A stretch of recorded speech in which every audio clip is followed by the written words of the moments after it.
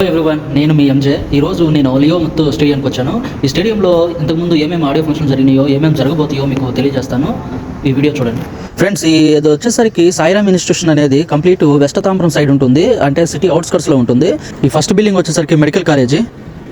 ఇది main gate. మనకి లోన్కి ఎంట్రన్స్ అవగానే ఇండియన్ ఫ్లాగ్ కనిపిస్తుంది. సో మన లెఫ్ట్ సైడ్ తీసుకుంటే లియో ముత్తు ఇండోర్ స్టేడియం అని ఉంటుంది. ఇది లియో ముత్తు ఎవరంటే ఈ కాలేజీ కట్టించిన అతను. ప్రజెంట్ ఈ కాలేజీకి ఆయన కుమారుడు సాయి ప్రకాష్ లియో ముత్తు గారు చైర్మన్.